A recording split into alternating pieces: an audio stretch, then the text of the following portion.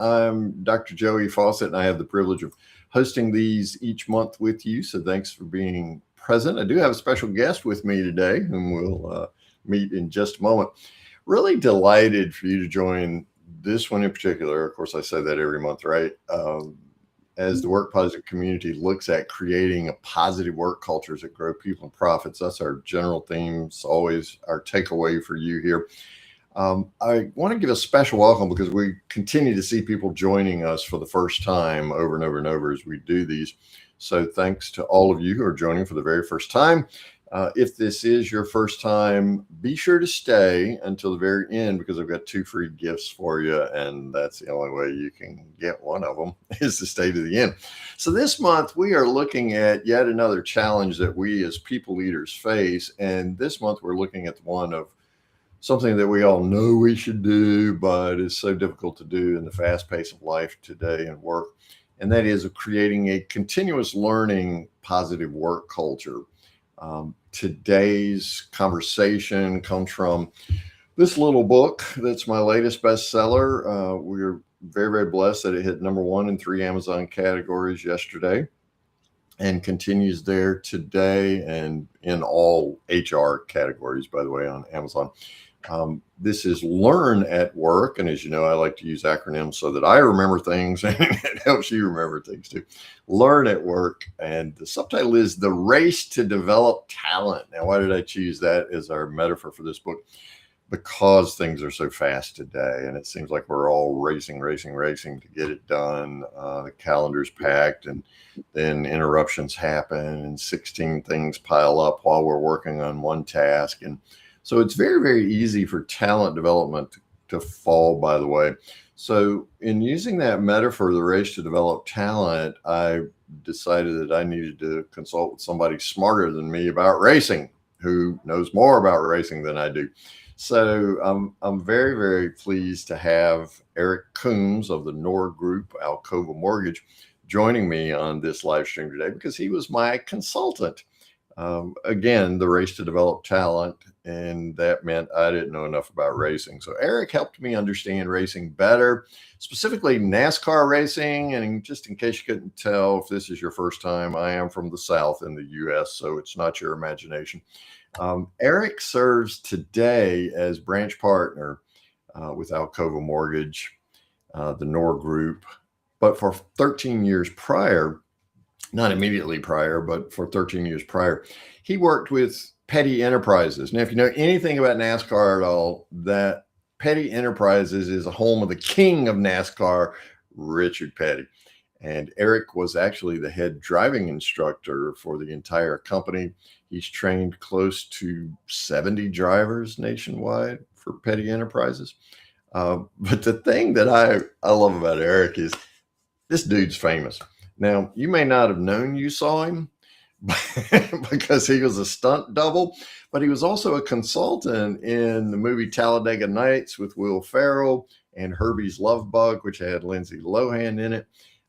He was a stunt double and consultant for commercials from some really popular household names like Interstate Batteries and Lowe's, the Home Depot, Gillette, right? His most challenging, they told me, his most challenging role was that working with Garth Brooks and Huey Lewis in a music video. Eric, tell me why that was the most challenging. Because, by the way, Garth Brooks has friends in low places, so I'm assuming you're one of them, right? Is that right?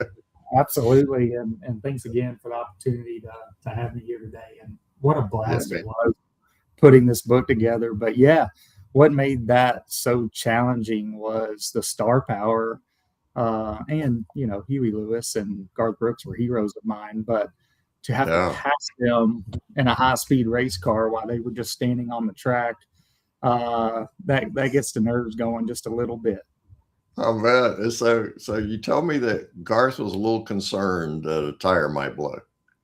Yeah, there was, it took us 2.5 days to film that video. And for a day and a half, he did not want to do the shot that mattered. And, he didn't want to do it. What, did he not trust you, dude? and being a country music fan, it was really cool because I got to meet the director, producer of his music videos who have done all of his music videos. Oh, wow. And he set us down in a room, which was super cool to just sit in a room with Garth and Huey and this producer. And he said, "Hey, man, without this shot, this is going to be a cheesy music video." He goes, "We need Eric to pass you so we can computer generate the rest of the cars in." He goes, "But if we don't have that one car," he goes, "I can't do my job." And Garth looked at me and said, "Are you good at what you do?" And I said, "I'd like to think so." And I have he been said, up "All till right." now. Let's do it. And we filmed that thing in Atlanta, Georgia, about 104 degrees, and that was one of the hottest times that I've ever been in a race car. Oh, wow. So obviously Garth Brooks is still alive today. So a tire did not blow and you did not take him out, right? That's right. Yeah, everything Yeah. went as planned, and unfortunately, the music video wasn't that popular, but we had a blast making it. It was a great experience. That's great. So also Will Ferrell, who was Ricky Bobby on Talladega Nights, and anybody that knows anything about NASCAR racing loves the movie Talladega Nights, especially if you're in your 30s or 40s today. Did you get to meet Will Ferrell? Yes, I did get to meet him one time. Uh, There was a time that he showed up at the track, and before we started filming on that day, I was actually able to give him a ride, just like we did the rest of our customers. So we loaded him in the race car and gave him 3 high-speed laps so he could see what this was really all about. oh, And wow. his reaction was very similar to what you would see in the movies. Yeah, yeah. I loved him in Talladega Nights, but I got to tell you, I watch Elf every year at Christmas time. That's just like my super favorite of his. Wow. Well, you've worked with a lot of incredible people, which makes you incredible, of course. And I just want to thank you for helping me understand NASCAR racing well enough. Some of the more intimate key strategies to that, because this little book is a lot better because we flesh those out. And I'm going to talk about some of those metaphor applications today in ways that can help us understand better how to create a talent development network and culture really that helps us grow people and profits in our companies.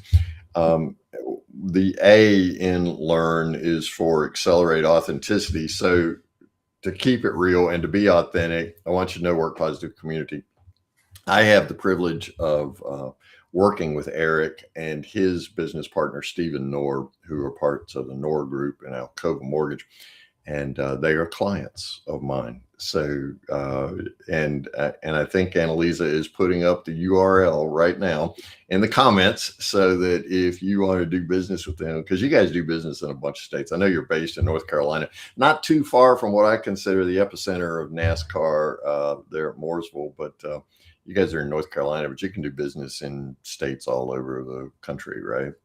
Oh yeah, we go all over, specifically the Southeast, but we've Okay. done deals in Texas and Tennessee, and yeah, there's multiple states. Okay. All right. So that URL will show up in the comments at some point during this. I just want to thank you again, man. It was a real thrill to do this with you, and I appreciate it. And I mean, I get to work with somebody that stood next to or sat in the same room with Garth Brooks and drove Will Ferrell around track and didn't kill either of them. So I mean, that was pretty. Didn't crash them either. That was pretty cool. Yes, it's a memory I'll hang on to forever. Oh, I know it is. Well, man, I appreciate you so much. Thanks for being on live with me today, and my best to your wife and daughter. I appreciate you, buddy. Yes, sir. Thank you. All right, we'll see you soon. And Eric's actually going to jump over to LinkedIn now, and he'll be making some comments during our time together here. So that's pretty cool. I always like to give credit where credit's due. So shout out to Eric Coombs and the Nord Group of Alcova Mortgage. So as I mentioned a moment ago on this little book, LEARN, LEARN is an acronym. I always like to use those because it helps me remember frameworks better. So let me give you the overview of what LEARN stands for, and then we'll dive into both as we always do. First of all, the L in LEARN is for learn fast. We're going to talk today about how to speed up talent development. The E is for energy flows. Culture powers talent development. So obviously it takes a lot of horsepower to keep a car going fast around the track. So we'll talk about the energy flow in your culture. A is for, as I mentioned a moment ago, accelerates authenticity. We want to go faster, but we want to make sure we're going faster in the right direction. So we'll talk about how you can do that in your work culture. The R in learn is for reverse fear to feed forward, not feedback, but feed forward. I refer to that as a culture in which we can make new mistakes faster.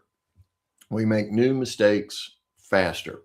And with the high pace of change today, as we talked about a couple months ago, change at work, right? It's necessary to make new mistakes faster if you want to stay competitive, if you want to be in the top 5 finishers. The N in learn is need for lead. Now, that did not come from a NASCAR movie. It came from the very first Top Gun. I have a need for speed. But this is a need for lead. Here we're going to talk about center leaders. And center leaders are really important in helping how you can create a culture, a work positive culture, where you can help these center leaders grow on the edge. And that's important too. So we're going to discuss each of these today, along with some insights from selected experts that I interviewed on the Work Positive podcast, all of whom generously contributed to this little book. And of course, its success, as I mentioned a moment ago. And I'll tell you more about how you can get your free copy. It's number 1 in 3 different Amazon categories right now as we're sharing together live. Now, for each of these strategies, LEARN, I'm also going to give you receive a tactic. So this is not theoretical fluff. This is strategy that drives tactics. That is things you can do better today. I refer to them as a do one thing, or a DOT, D-O-T, do one thing challenge. So I'll give you one of those for each of these, something that can be a key takeaway for you. And I'll tell you at the end in the comments, I'm going to ask you, so as you're listening, be sure to make notes here, which one of these, LEARN, is a key takeaway for you and a tactic that you're going to try starting next week. It's one thing to be on a live stream or listen to the recording of a live stream, but it's another to actually change your behavior. And we're all about changing behavior, because improving behavior indicates when real learning takes place. By the way, these dots are small, very specific actions. They create high impact, immediate impact. They're gleaned in large part from the final question I always ask my guests on the Work Positive podcast, and that is, what's one thing we, the Work Positive community, can do starting today to create a positive work culture? Their insights, woven together with my 40 plus years of experience and research, will save you precious seconds on the race to develop talent. So let's jump in. You ready to start your engine and go racing to develop talent? All right, ladies and gentlemen, start your engines. Can you hear them revving up now? One of the persons that I got to interview on the Work Positive podcast has had a significant impact on your life and on mine, and that's Steve Cadigan. Steve was LinkedIn's very first Chief Human Resources Officer. And so here we are on LinkedIn live streaming, and some of the people who make this technology possible, I'll bet, were hired by Steve Cadigan. Steve really represents the best of what I think of as the L in learn, and that is learn fast, speed up talent development. And this is a transformational strategy for most people that Steve shares it with, and certainly all the people that I share it with also. So let's hear Steve from the Work Positive podcast describe how we learn fast and speed up talent development. Here's Steve. In a world that's changing really quickly, we're going to have to really start building a new talent strategy, focus on people's capacity to really learn quickly and our capacity to fuel that learning so that we continue to have an edge in a market that's changing and we can be more adaptable, more agile. If you believe your industry is going to change, if you believe your company's going to need to change, and you're going to believe your job's going to change, and in HR we know this. What's the shelf life of the job description being accurate? About 5 minutes. Let's That may be optimistic. Let's hire for learning velocity. Let's appreciate that in the next 5 to 10 years, I think 50% of our hiring decisions is going to be based on what someone can learn, not what someone knows. Wow, did you hear that? that seismic shift from hiring for what you know to what you can learn and how fast you can learn it. I think that's one of the most significant transformations in how you think about both attraction of top talent and talent development today. It's no longer about finding people who can do the job as it exists today. It's about finding people who can grow into whatever the job becomes tomorrow. If I just say AI, besides breaking out in cold sweats because you're a people leader, right? And you're wondering if they're coming for your job. Well, besides just knowing that culture is being influenced so much by AI today, the ability to learn fast is really important. Now, here's what I know that's expanding your mind even as we talk about it, but here's what keeps me up at night. Gartner did this survey. They found that 70% of employees have yet to master the skills they need for their current jobs. 70% aren't keeping up with the current skills the job demands today. 80% lack the skills they'll need for their future roles. See why it keeps me up at night? That's a massive gap. We have got to do more and better with talent development today. And just think about it. We're already spending billions on learning and development, and yet the skills gap keeps widening. Something's got to change. Talent LMS research also revealed something troubling about the gap between what we executives think we're doing in creating a talent development culture and what the employees say is really happening in their comments about skills gap. So 96% of we executives believe that the organization's exhibiting a growth mindset. That is, talent development's on track, things are going well. 96% of executives believe that. 45% of employees agree. Do you hear the disconnect? But do the math between 96% and 45%. Leaders think they're building learning cultures. Employees go, you're not. That gap between executive perception and employee reality really bothers me. Does that bother you too?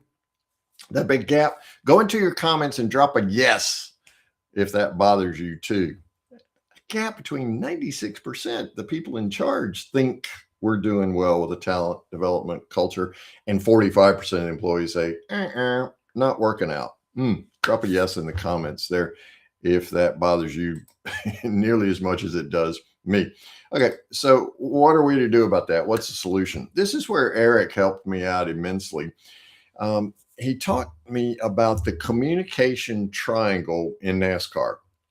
In NASCAR racing, there's a communication triangle, and it focuses on, of course, the abilities of three different people because it's a triangle, right? The crew chief is one, the driver is second, and the spotter is third.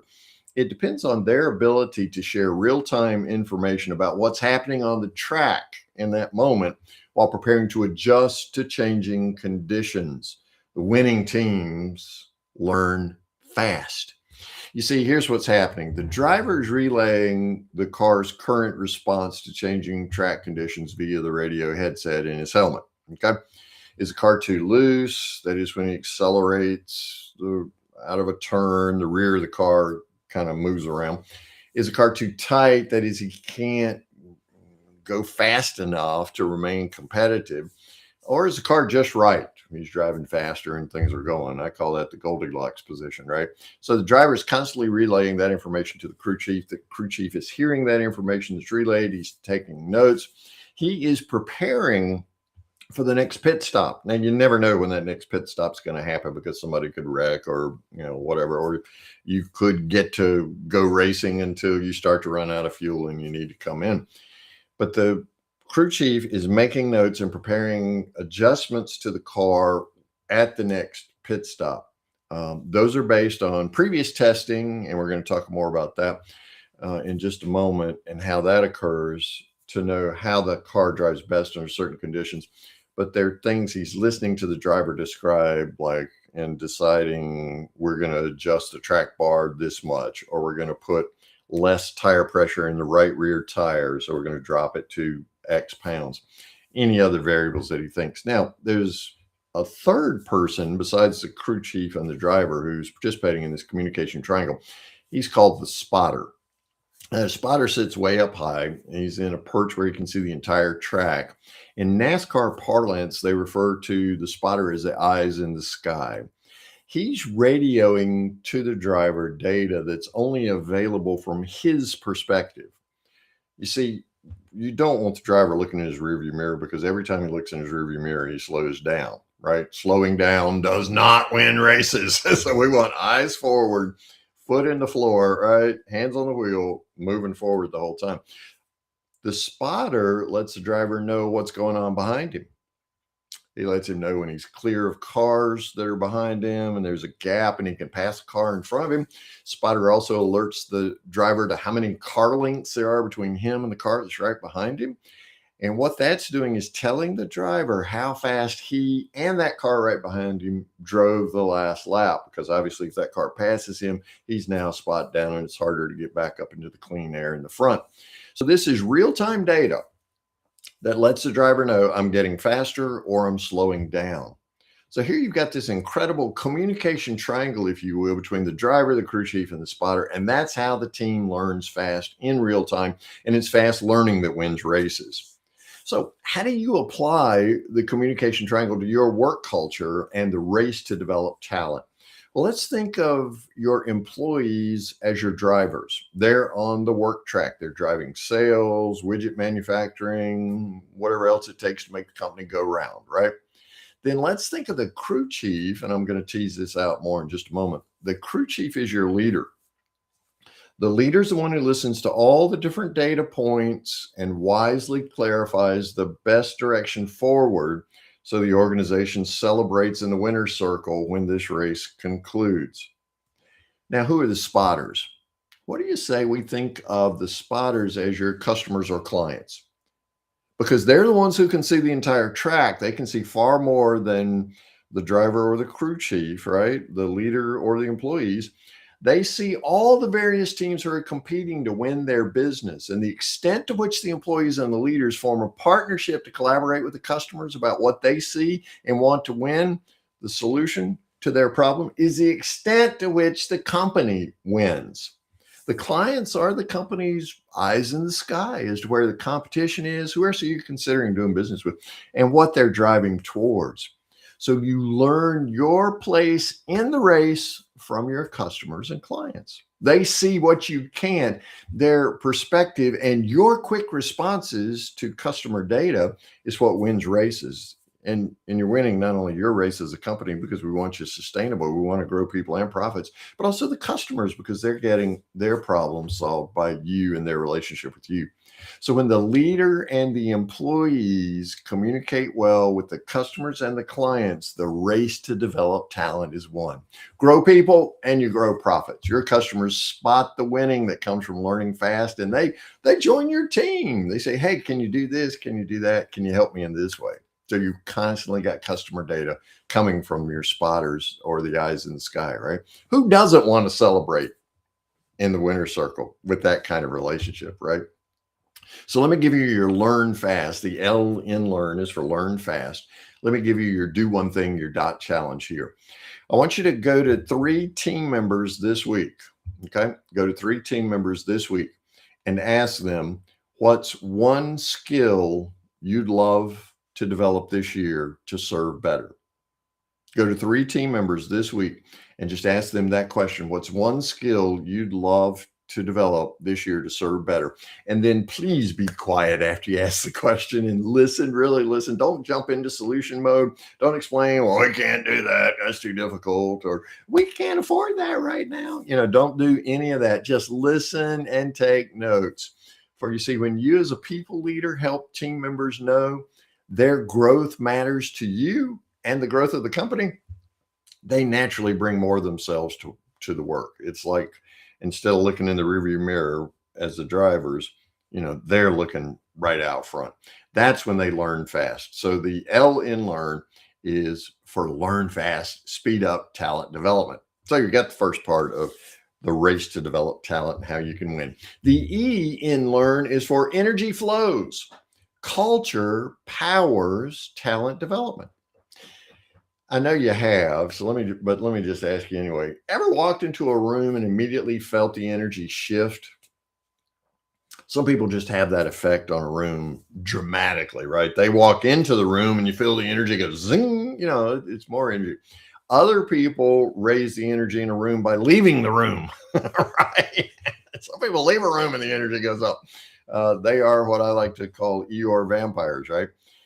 We human beings affect each other in that kind of way. I mean, maybe it's a less obvious part of culture, but it is a very real part of culture. If you've ever walked into a room and felt the energy shift, go in and put a yes in the comments there. Just drop a yes in if you felt the energy shift in a room before when you moved. Energy flows definitely, and culture is the primary conduit of that energy flowing. My friend Chip Higgins, who lives in the Nashville, Tennessee area, spent 40 years in banking. He may be my favorite banker, and he lasted in banking for 40 years. He primarily served small businesses during that time, and he wrote a book in which he applies the laws of physics to business. And so physics and business becomes Bizics, and that's the title of his book, The Bizics Way. Chip shared with me on his episode of the Work Positive podcast about how energy flows through culture and its relationship to talent development. So let's hear Chip describe how energy flows in a culture.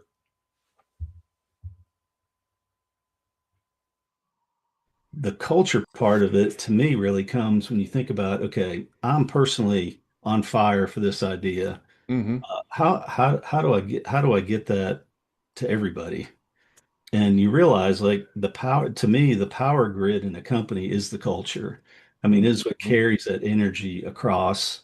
And you don't need a very Yeah, those small breakages happen a lot, right? Think of culture as the power grid that fuels learn at work talent development. Energy flows freely when the culture powers up and people learn from each other, ideas spark new ideas, growth becomes contagious both for people and profits. But when the culture powers down and it breaks, then the whole system goes dark, right? And that's catastrophic.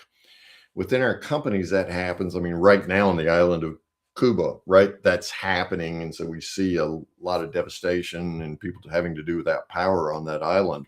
Same thing happens in your company. In my experience, most organizations have more breaks in their power grid, i.e., their culture, than they realize. The flow of energy is so vital to a work positive culture, and it's built on a learn at work type framework. Now, let's apply this to the race to develop talent, specifically NASCAR racing. The engine builder has one job and only one job, and that is to maximize power. Ironically, at least I found this to be ironic, the engine builder rarely goes to the track. He really goes more as a spectator and does anything because all of his work is done ahead of time. He simply turns the engine over, and then the engine adjustments belong back to that communication triangle of the crew chief, the driver, and the spotter. There's one primary engine adjustment that they talk about in the communication triangle, and that is the fuel mixture. The air fuel mixture must match what's going on in that driving experience on the track that day. Is the air fuel mixture too lean or too rich or just right? Now, what does that mean? Too lean, and the car won't get up the RPMs to get ahead in the straightaway anytime it needs it. It needs more fuel to burn hotter. If it's too rich, you've got more fuel than you've got air, and combination isn't strong enough to come out of those turns after slowing down, so the car's underpowered. Now, how do we determine if it's too lean, too rich, or just right?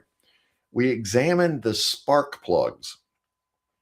You see what we're doing here? Energy flows, spark plugs. The spark plugs are the epicenter of this energy flow process because they're the ones that bring the energy to the air fuel mixture, much as your culture brings, right, energy into your talent development culture. Here's how you tell, Eric told me, if the spark plugs are black with soot from the combustion, that's an indication that the fuel mixture requires adjusting. so that the car runs hot enough to burn off that carbon. So you want clean spark plugs because it's burning clean. And that's how you can tell the air fuel mixture is just right. Energy flow from these spark plugs determines how much power the car has through that air fuel mixture. And that's a vital part of winning the checkered flag out on the course, right? So here's how I want you to think of your work culture, your work positive culture. It's the spark plug. It's a set of spark plugs that are literally igniting the air fuel mixture of your talent development. So think of it as the air fuel mixture is the needs of your talent to grow, the learning velocity Steve Cadigan's talking about, right? And you who are providing them opportunities to grow. And culture is that epicenter where the sparks ignite and the combustion goes and the whole company is powered. The energy flows through that culture, interacting with what it is that fuels your team members. So the question for you today is, how's your culture's fuel mixture? Is it too lean, too rich, you're lacking power, or is it just right and at full power? Now that's for you to decide and for you to assess. And we've got a way to help you assess that. And we'll talk about that. That's one of the free gifts at the end, right? So the E in learn is for energy flows, culture, powers, talent development. Here's your energy flows, do one thing challenge. Before your next team meeting, I want you to check in with each person, give them a scale of 1 to 10 and say, where's your energy today, right now in this moment? It's not good or bad, right or wrong. It's just where they are. And then ask them, what would move you up 1 point? What would move your energy up 1 point? And I want you to, after you ask those 2 questions, I want you to watch what happens when you start treating energy as a resource to be cultivated among your people, not just a resource to be consumed.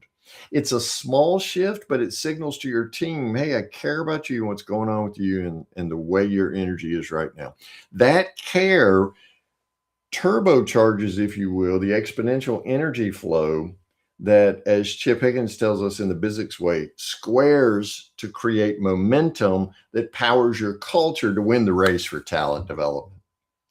So the L in learn is for learn fast, speed up talent development. The E in learn is for energy flows, culture, powers, talent development.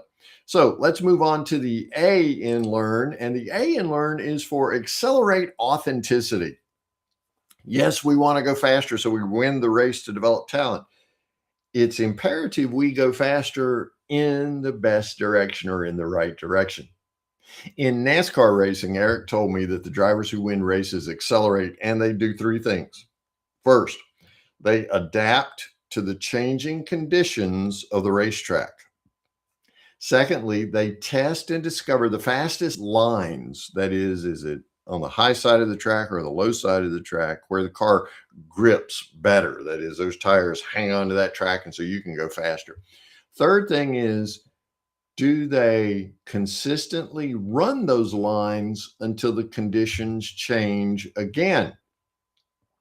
So here's what's happening. These drivers are experimenting to find a different zone where no one else is running. If everybody's running low, they run high. If everybody's running high, they run low. They're testing the track to determine where acceleration is better. They're unafraid to drive up close to the wall and make the mistake of hitting it. Their ability to experiment, to own those mistakes and learn quickly accelerates them to the front of the pack because the conditions on the track are changing. A cloud can pass over the sun and the track cools down. The line changes, the tires grip in a different place, right? The cloud moves away, the sun comes back out. The asphalt heats up. Again, those lines can change. So these drivers are constantly learning and accelerating and consistently applying their lessons learned. Now, that consistency is really important because it's consistency over time, lap after lap after lap, and sometimes there's 500 laps, right? Consistency over time and distance wins races. It's the driver's ability to adapt and consistently apply what they learn that creates acceleration. So the 2 A's, adaptation and application over time and distance, is what wins races. Let me say that again because that's so important. Adaptation and application over time and distance wins races. You see, nobody learns when they're afraid of making a mistake. Nobody wins the race to develop talent unless they're learning. So if the people that work on your team and in your company are worried about looking stupid or getting criticized, or today, right, losing their jobs, they simply will not take the necessary risk to adapt to changing business conditions. They're going to play it safe. They're going to cover up their mistakes, kind of like a cat in a litter box, right? They're going to pretend they know things they don't know and then go try to figure it out when you're not around. If you've ever worked for a company or an organization, and it doesn't have to be the one you're working for now, that played it safe in that kind of way, where you felt like you had to hide your mistakes, drop a yes in the comments. Doesn't have to be the one you're working for now. Previous one is fine. But man, I still remember, and this was 50 years ago, close to it, maybe 45 years ago, when I worked for someone who owned a company in which I had to hide my mistakes and play it safe. And what I discovered was I couldn't hide all my mistakes. Wow, that was a difficult place to work. You know the kind of organization I'm talking about. It's an organization that finishes last while they're pretending everything's fine, right? However, when you accelerate authenticity, which is the antithesis of hiding mistakes, when you accelerate authenticity in your learn at work culture, you create psychological safety. And that is a winning foundation of trust that encourages those 2 A's, adaptation and application. Now, let's not polish it up. Real-time learning is hard, very much so. It costs because sometimes you hit the wall and that's uncomfortable. Sometimes it's dangerous if you're going really fast in your company. The people that you're leading are most likely going to choose comfort over growth whenever possible, because they're afraid of running into a wall. That's how you lose the race to develop talent. Sarah Schaefer was my guest on the Work Positive podcast, and I so enjoyed interviewing her because she talked about the importance of authenticity and how we can accelerate authenticity. So let's listen to Sarah as she shares about how we can accelerate authenticity in our own work culture. And then I've always found, especially as like a leader, when you share that authenticity and you share openly and you talk truthfully about what's going on, there's a psychological safety that you can almost, like, I can almost see people like exhale, or just like, oh, we're in, oh, you know, she gets it. We're talking in reality, right? Like, we don't have to play this game of, you know, oh, nobody look, nobody talk about that. Oh my God, like, you know, speak only in core values. Meanwhile, like, the clinic's on fire and right, 5 people out, and you know. That's right. I love it when obviously I love talking to Sarah. She's funny. I love it when she talks about it's almost like you see people exhale. Whew, it's okay to be human here. That's what she's talking about with accelerating authenticity. That exhale is the sound of their defenses coming down and authenticity and safety coming up. Adaptation and application are revving up and accelerating with authenticity. So that's the A in learn, accelerate authenticity. What are we doing? We're going faster in the right direction. So let me give you your accelerate authenticity. Do one thing, your dot challenge. You're going to have a one-to-one with a team member sometime soon. In that one-to-one, okay, and you might have to take a deep breath before you do this. Share one mistake that you made recently and what you learned from it. I know I'm asking you to go first, but you're the leader. You're the people leader. That's part of your job, right? It's part of who you are. It's why you're the leader. Share one mistake you made recently and what you learned from it. And then after you share that, just look at them and say, how about you? What mistake have you made recently? What'd you learn from it? You'll hear an exhale. That'll be the defenses coming down. It's a simple practice, but it shifts your culture around adaptation and application with an authenticity that really accelerates the race to develop talent. Yes, it's going to take you some courage to go first, but that's okay. You can do it. World's not going to stop turning. Sky's not going to fall on your head. You're not going to crash into the wall. That's what people leaders do. So your authenticity becomes a gift that accelerates everyone else's learn at work experience. So we're using the word learn as an acronym today for how we can win the race to develop talent. The L in learn is for learn fast, speed up talent development. The E in learn is for energy flows, culture powers talent development. The A in learn is for accelerate authenticity, as we just talked about. What are we doing? We're going faster in the right direction. Now, the R in learn is one of my particular favorites, and I really enjoy helping companies make sure that their culture puts this R into practice, because what we're doing is we are reversing fear. And I'm not going to geek out on the neuroscience of what's going on in your brain, but let's just say it's fight or flight. I like a third F also, fight or flight or freeze, right? Paralysis by analysis. We're reversing fear to feed forward. So we're creating a culture in which we're making those mistakes, as we just talked about with accelerated authenticity, but we're making new mistakes faster.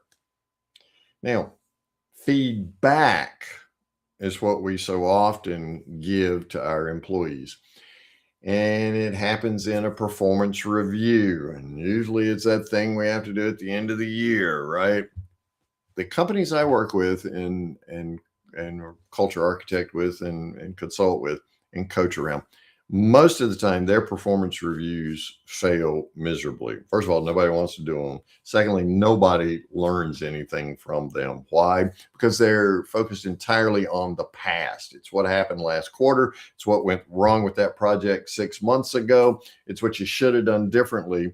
In situations that, with the fast pace of change today, those situations no longer exist because we're at a different mile marker now. There's got to be a better way. There really is a better way. So what we're going to do with Angela Cusack's help is we're going to reverse fear to feed forward instead of feeding back. Here's how Angela described it on the Work Positive podcast. The strength to say what is so. Example would be performance situation. Top talent wants feed forward information. They don't want just feedback at the end of a week or the end of a month or the end of a quarter or, heaven forbid, the end of a year. Yeah. They want feedback live time, in the moment, in action, in a forward way. And the distinction I make is feedback tends to be more of, here's what you could have done differently. Feed forward is, hey, let's take a look at how you're engaging in your customer relationships.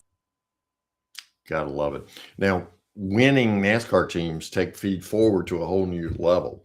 What they'll do is they'll go run tests or experiments on a track, and the crew chief will tell the driver during this time of experimentation, look, I know this is a crazy setup on the car, but I want you to run 5 laps as hard as you can with it.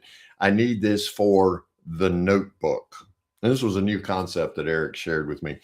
Turns out these NASCAR teams have the notebook, and that's where all the lessons learned are kept. So the crew chief learns what direction to avoid in certain situations, and yet what may work in very different situations. So that's why all the experimentation. The worst thing that we would think would happen in NASCAR racing is it can hit a wall. But when you're experimenting, you're running test laps, it's not the worst thing because you're learning from it and you see the setup under certain conditions that caused you to hit the wall there. So then you learn how to reverse that fear of worse things. You're experimenting, you're getting that feed forward information. You learn what to do and when to do it and what not to do and when not to do it. So they're literally making mistakes intentionally in these practice laps to feed forward the results. I like the way that sounds. I don't want to be driving. I'll let Eric drive if we're going to hit the wall. But there's lots of safety equipment built in there. So it's not maybe quite as death defying as it was 40 years ago. My Work Positive podcast guest, Rich Salon, who wrote a book with a really funny title, The 1 Minute Jerk at Work, highlighted a key part of how you as a people leader can most effectively reverse fear in a make new mistakes faster environment. Rich said to us, ask, don't tell. Let's listen to Rich describe ask, don't tell in his own words. It's a normal tendency to tell the person what to do, define the action steps for the person, but ask more questions. Ask questions of the person. Let them come to the solution. I believe if they create the solution, they create the action steps, they're going to be much more inspired to move forward. Do you hear what Rich is saying? We're back to the notebook, right? When you ask, don't tell, people create their own action steps. They're more invested in follow through. They're owning what? The lessons for the notebook because they created them. You got to love that. And so motivation is an automatic built in there. Like the crew chief, here's what you're doing. You're driving the conversations, but you're driving it through questions that spark insight rather than instructions that demand compliance. So there's a lot of great questions, you can ask. One of my favorites is, help me understand what happened there. Help me understand what happened there. We're making new mistakes faster, right? Let me give you 3 other questions. Roberta Madison was my guest on the Work Positive podcast. And this is your DOT challenge, your do one thing challenge for this reverse fear to feed forward. So Roberta suggested 3 powerful coaching questions. And here are those 3 coaching questions. I want you to make a note of these. What were your hopes and dreams when you took this job? Man, we all come in geared up. This one's going to be better than the last one. The culture, full of prospects and opportunities. What were your hopes and dreams when you took this job, right? Second question, do you still have those hopes and dreams now that you've been here for a while? Sometimes we get ground down, right? Do you still have these hopes and dreams now that you've been here? Look for an authentic assessment of that. Well, I have some of them. Really, which ones do you still have? What happened to the ones you lost? Then the third one is, once you identify those hopes and dreams that are still in place, what can I do to help you achieve these hopes and dreams? What can I do to help you achieve these hopes and dreams? And do you see the feed forward look here? We look back when they first took the job, but what we do, we quickly use that as a launch pad to jump forward. That we're reversing the current fears about making new mistakes faster back to those first dreams which emerged as they joined the team. So make new mistakes faster. I know it's a counterintuitive culture dynamic for so many of us because so many of us are importing poor work experiences from previous jobs, and the fear just moves forward and we're projecting and transferring those fears. What these 3 questions Roberta gave us do is to tap into those hopes and dreams, and it keeps us focused on the race to develop talent, right? So you're winning the race to develop talent as you create a culture in which you first, the L, learn fast. Secondly, you understand and you act on how energy flows because culture powers talent development, the E in learn. It's essential as you learn fast with greater energy flows that you go faster in the right direction. So you're accelerating authenticity, the A in learn. Then we just talked about how to re-engineer feedback and reverse fear to feed forward. And that's the R in learn. So that brings us to the step in this learn at work culture transformation process that requires you as the leader to do something different. Who best to do that but you, right? The N in lead is for need for lead. Center leaders grow on the edge. Look, I remember Top Gun. We have a need for speed, right? Okay, not exactly NASCAR racing, but we have a need for lead. And so what I want to do is encourage you and help you grow as a center leader right there on the edge. Now, you may assume that the leader of a winning NASCAR racing team is the owner. In fact, if you think that the leader of a winning NASCAR racing team is the owner, go ahead and drop a yes. If you don't, put a no. whatever your response is to that. You may assume that's a leader. If you do assume that the owner is a leader, you're wrong. More championships are won by crew chiefs than any other team position. The crew chief contributes to winning in what Tony O'Driscoll, who teaches at the Fuqua School of Business at Duke University, referred to in his Work Positive podcast episode as a center leader position. Center leaders are the folks in the middle of organizations who have the best perspective on how to propel that organization forward so it wins the race to develop talent. Let's listen to Tony describe this center leader position.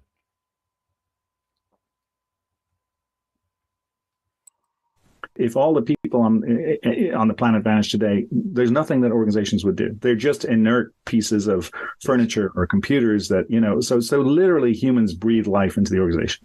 And I feel paradoxically that it's those that sit in the middle of the organization that are the ones that have the best perspective on how to propel the organization forward. They sit between strategy and results. They know if the strategy that's coming down from on high is not going to work before the people on high know, because they're like, I love that when he talks about they sit between strategy and results. So think about it this way in terms of making an application in NASCAR. One side of the NASCAR team is mechanical. They're the guys who build the engine, the chassis, the brakes, and everything that's physically the car. The other side of the team is the driver, the spotter, the tire changers, others who manipulate that.